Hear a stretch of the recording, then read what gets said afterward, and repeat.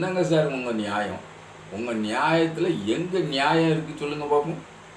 அதிமுக காரங்க கிட்ட அறவே நியாயம் கிடையாது. அதுவும் எடப்பாடியாரிடம் துளி கூட நியாயம் கிடையாதுன்னு தான் சொல்லணும்.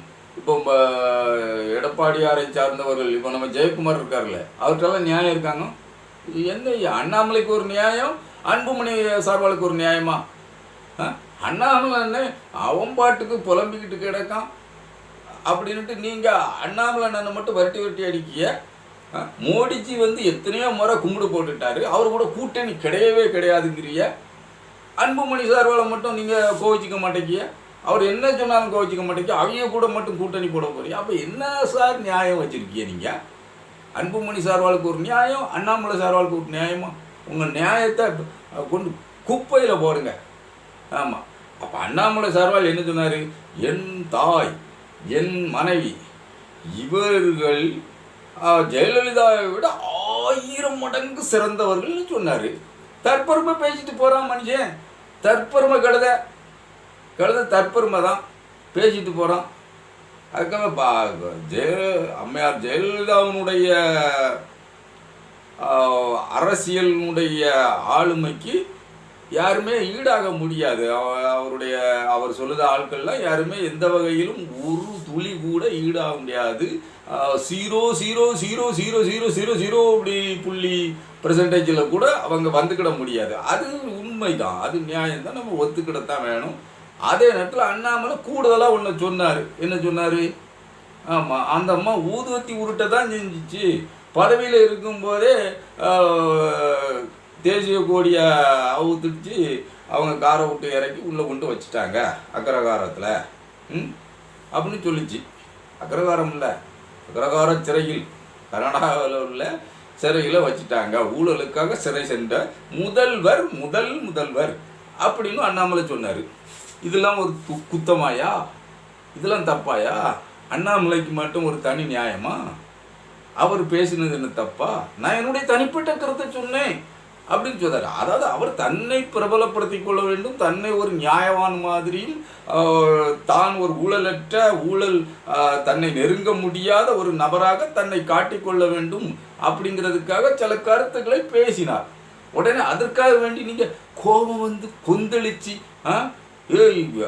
அதுவும் பெண்கள் பாசறையை வச்சு என்ன கிழிச்சியா அண்ணாமலையா?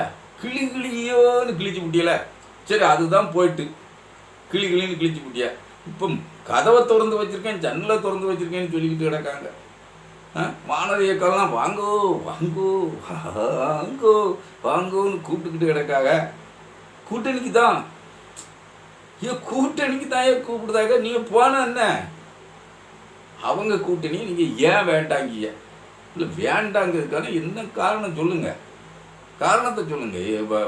அப்போ நியாயம் உங்களுக்கு, அண்ணாமலைக்கு ஒரு நியாயம், உங்களுக்கு அன்புமணி சார்பாளுக்கு ஒரு நியாயம் அப்படின்னு தானே வச்சுருக்கிய.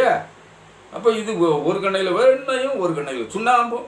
இது என்ன மாதிரியான நியாயம்? இது எடப்பாடி சார்பால் நீங்கள் ரொம்ப தப்பாக புரியல சார்பால். ஆமாம், உங்கள் கட்சி தலைவர்களை குறை சொல்லி விட்டார். அண்ணாமலை குறை சொன்னது தப்பு தான், வச்சுக்கிடுவோம். சரி, அவரோட கூட்டணி கிடையாது அப்படின்ட்டு பிரதமர் உங்கள் கட்சி தலைவர் போட்டாவை மேடையிலேயே வச்சு கும்பிட்டு விழுந்தார்ல. இவர்கள் போல் ஆட்சி செய்தவர்கள், மக்களுக்கு நன்மை செய்தவர்கள் யார் உண்டா? இவர்கள் சிறந்த ஆட்சியாளர்கள். ஊதுவத்தி உருட்டதுக்கு ஜெயிலில் போய் இருந்தால் கூட அது சிறந்த ஆட்சியாளர்கள். ₹1 சம்பளத்தில் பல 1000 கோடி சொத்து சேர்த்து வச்சிருந்தாலும் சிறந்த ஆட்சியாளர்கள் அப்படின்னு மோடி எவ்வளோ உருட்டிட்டு போயிருக்காரு. அப்படின்னு உங்கள் மனம் இலகவில்லையா? அத்தனை பெரிய கல்லாகவா உங்கள் மனம் இருக்கிறது? ஆச்சரியம். அப்போ நீங்கள் ஒரு கண்ணில் வெண்ணெய் ஒரு கண்ணில் சுண்ணாம்பு வைக்கிறீங்க.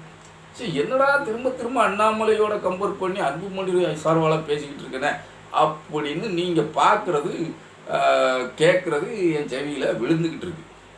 அப்போ தீச்சட்டி கோவிந்தன்கள் தீயா நிற்காங்க. ஆமாம், தீச்சட்டி கோவிந்தன்கள் தீயா நிற்காங்க. இந்த பயலுக்கு எங்கேயா கண்டா மண்டே உடச்சே ஒன்றும்ல அப்படிங்கிறது தீயா நிற்காங்க. இவன் நமக்கு எதிராக வீடியோ ஓட்டுக்கிட்டு கிடக்கான் அப்படின்னு. நான் எதிராக போடலப்பா, யதார்த்தத்தை போடுறேன். அதான் புரிஞ்சுக்கிடுங்க. அன்புமணிக்கு ஒரு நியாயமா, அன்புமணி சார்பாளுக்கு ஒரு நியாயமா? சார்பாளுக்கு நான் எவ்வளோ மரியாதையாக கூப்பிட்டுக்கிட்டு கிடக்கேன். அன்புமணி சார்வாலுக்கு ஒரு நியாயமா?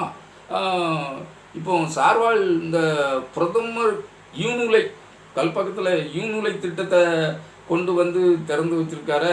அதுக்கு அன்புமணி சார்வால் என்ன சொல்லுதாகன்னு தெரியலையே. நெய்வேலியில் ஏதாவது ஒலை திறந்தால் விட மாட்டோம் அப்படின்ட்டு இருக்காங்களே. இங்கே எதுக்காக ஏதாவது சொல்லுதாங்களா? மெட்ராஸ் மக்கள் தானே போனால் போகுது அப்படிங்கிற எண்ணத்தில் இருக்காரா? அது இன்னும் விளக்கம் ஒன்றும் வரல. தேர்தல் நேரம் ஒன்று வரலையா? பெட்டிக்கிட்டி தடுமாறும்ல. பெட்டி தடுமாறாமல் எந்த இயக்கம் இருக்குன்னே. கூட்டணி வச்சாலே பெட்டி தான்னே. ஆமாங்க, எல்லா கட்சியும் அதுதான். திமுகவோடு கூட்டணி வைக்கின்ற பிற கட்சிகள், காங்கிரஸ் சொல்லக்கூடாது, காங்கிரஸ்காரங்க அவங்களுக்கு மேலே இருந்து வந்துடும், கொடுக்கக்கூடாது. மற்ற மதிமுக, கம்யூனிஸ்டுகள், விசிகா இவங்களுக்கெல்லாம் வந்து நிதி திமுகவே கொடுத்துரும். அதே மாதிரி அதிமுகவோட கூட்டணி வச்சா அதிமுக தேர்தல் கால நிதினுட்டு தேமுதிக, பாட்டாளி மக்கள் கட்சி, புதிய தமிழகம், நம்ம சமத்துவ மக்கள் கட்சி கொஞ்சம் கூடுதல் நிதி கொடுப்பாங்க. ஏன்னா அவர் பிரச்சாரத்துக்கு ஒரு ஈர்ப்பு உள்ள மனிதர், பிரச்சாரத்துக்கு போவார். அக்கா ராதிகாவை வேற அழைத்து செல்வார். அதனால கூடுதல் நிதி கொடுப்பாங்க. அது இயற்கை தான். நம்ம இதெல்லாம் வந்து குறை சொல்லலை. நம்ம அப்படி கொடுப்பாங்க அப்படிங்கிறது தான் சொல்லுமே தவிர குறையா ஒன்றும் சொல்லலை. ஆனால் அண்ணாமலைக்கு ஒரு நீதி, அன்புமணி சார்வாளுக்கு ஒரு நீதி அப்படின்னு கூட்டணி வாசலில் போய், கூட்டணிக்காக அவங்க வாசலில் போய் சிவி சண்முகம்லாம் போய் தவம் கிடக்கார. பிரதமரே வந்து வாங்க கூட்டணிக்கு வாங்க புரட்சி தலைவி அம்மா புரட்சி தலைவின்னு அழுது புரண்டு இருக்காரு. அப்படின்னா நீங்கள் அந்த கூட்டணியை ஒத்துக்கிட மாட்டேங்க. என்னங்க உங்கள் நியாயம்? ஒத்துக்கிடணுமா இல்லையா? ஒத்துக்கிடணும். ஒத்துக்கிட்டா தானே முறை. அதையும் ஒத்துக்கிட மாட்டேன்னு சொன்னால் என்ன அர்த்தம்?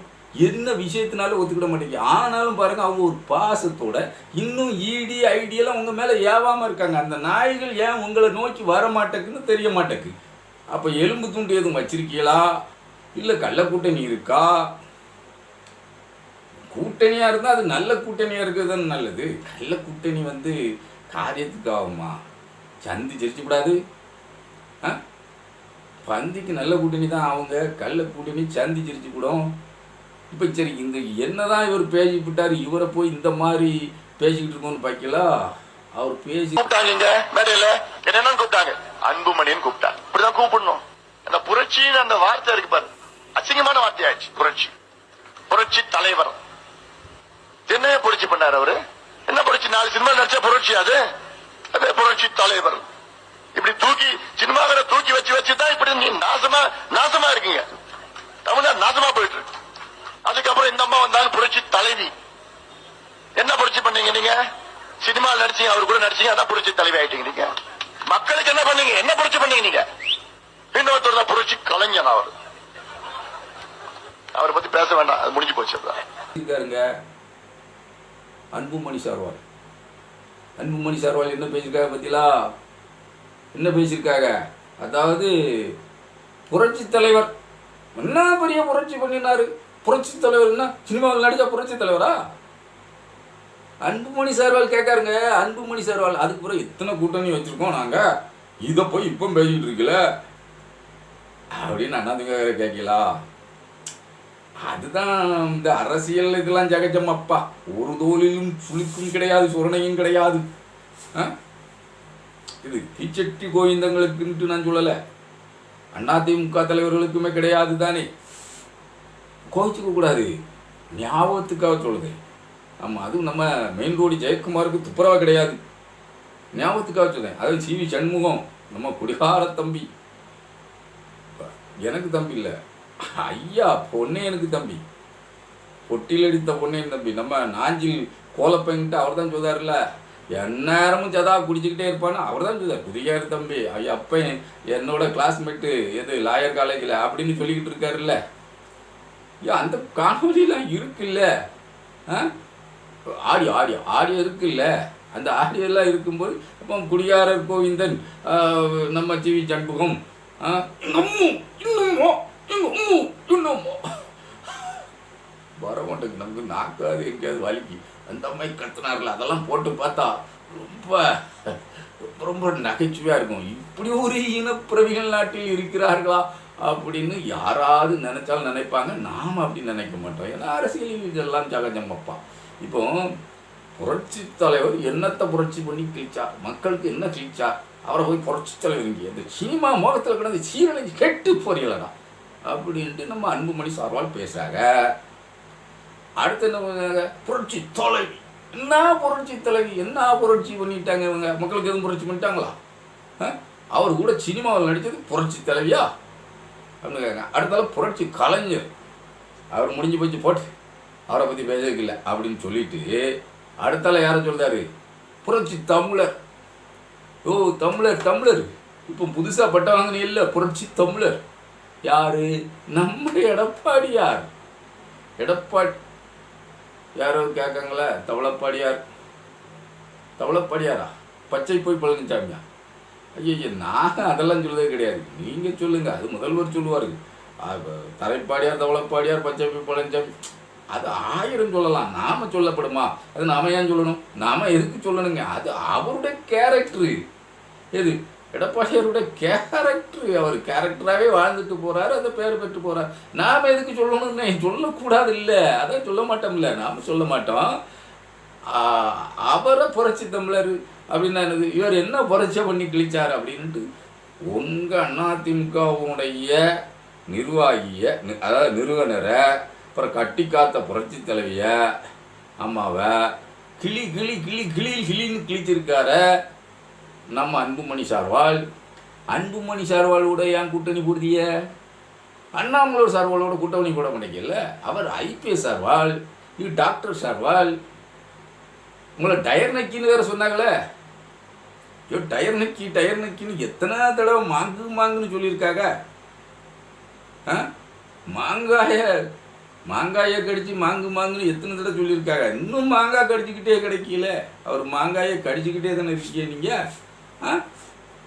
சின்னத்தை சொல்லமியா, சின்னம் உங்களுக்கு மாங்காய் தானே, மாங்காய் சின்னத்தை கடிச்சிக்கிட்டு தானே இருக்கீங்க. கடிச்சிக்கிட்டு தொங்குதியில் கிடந்து அதிமுகவுக்குன்னு ஒரு வாக்கு வங்கி பாரம்பரியம் இருக்குல்ல. ஓபிஎஸ் ஒரு மண்ணாங்கட்டியும் பிரிக்கலை. உங்கள்கிட்ட இருந்து 1% வாக்குகளை கூட ஓபிஎஸ் பிரித்து விடவில்லை. அப்படி பிரிச்சிருப்பாரு, பிரிச்சுக்கிட்டு இருக்காருன்னு நீங்களும் நம்ப வேண்டாம், திமுகவும் நம்ப வேண்டாம். ஆமாம், கிராமப்புறத்தில் யாராவது ஒருத்தர் இருக்காங்கன்னா, இப்போ அவருடைய ஆதரவு எம்எல்ஏ எந்த தொகுதியில் இருக்காங்களோ அங்கே ஒரு கிராமத்தில் ஒரு ஆள் இருப்பான். இவ்வளோதான். 1% வாக்கை கூட பிரிக்கலை. அதை நீங்கள் நம்பவும் வேண்டாம். அதிமுகவுடைய வாக்குகள் அப்படியே இருக்குது. ஆனால் உங்களுடைய வாக்குகளை திருடுவது பிஜேபி திருடுகிறது. அதே மாதிரி நம்ம நாம் தமிழர் வாக்குகள்லேயும் ஒரு கணிசமான பகுதியை பிஜேபி திருடி விட்டது. அது உறுதியாக தெரிகிறது. இதுவரை 5.7% வாக்குகளை வாங்கிய கட்சியாக காணப்பட்ட அறியப்பட்ட நம்ம நாம் தமிழர் கட்சி இந்த பாராளுமன்ற தேர்தலில் சின்ன கரும்பே கொடுத்தா கூட அவங்க இந்த தேர்தலில் வாக்குகள் கீழே தான் வருவாங்க. 5% கீழே வரக்கூடிய நிலைமையில் தான் இருக்கிறது. ஏன்னா அப்படியே பிஜேபி அவர்களுடைய வாக்குகளை கபலீகரம் செய்து கொண்டிருக்கிறது. உங்களுடைய வாக்குகளில் ஒரு பகுதியை 1% கபலீகரம் செய்து கொண்டு இருக்கிறது பிஜேபி. இன்னும் அதிகமாக கபலீகரம் செய்வதற்கு முயற்சி பண்ணுது. ஆனால் இவரால் ஒன்றும் செய்ய முடியாது. யார், நம்ம ஓபிஎஸ் அவர் 0 PS, அவ்வளோதான். டிடிவியா அதெல்லாம் டாட்டா காட்டி அனுப்பிட்டாங்க, ஒன்றும் பிரச்சனை கிடையாது. ஆனால் எதுக்காக இவரை கையில் வச்சுருக்கீங்க? அன்புமணி ராமதாஸ் உங்களுடைய தலைவர்களை இழிவுபடுத்தி பேசினாரா இல்லையா? பேசியிருக்காருல. வீடியோ ஆதாரமாக கொடுத்தா கூட நம்மளை திட்டுதாங்க. பொய்யே சொல்லாதாடா, புழு நிப்பையில் அப்படி இப்படின்னு திட்டுறாங்க. வீடியோவை ஆதாரமாக போடுறது எடிட்டு எந்த வேலையும் கிடையாது. வந்த வீடியோவை தூக்கி அப்படியே போட்டு போடுதோம். மூஞ்சில் அடித்த மாதிரி பேசுகிறாங்க. அதுக்கு நம்மளை திட்டுறியல. இப்போ ஏன் அண்ணாமலைக்கு ஒரு நியாயம், அன்புமணி சார்வாளுக்கு ஒரு நியாயம்ன்ட்டு நீங்கள் அதிமுக காரங்க ஏன் இப்படி நடந்துக்கிட்டீங்க அப்படின்னு நான் கேட்குற கேள்வியில், அதாவது சூடு சொன்னேன் அதெல்லாம் நான் கேட்க மாட்டேன். அப்படி கேட்டால் அது யாருக்கும் இல்லை அப்படிங்கிறது எல்லாருக்கும் தெரியும். ஆனால்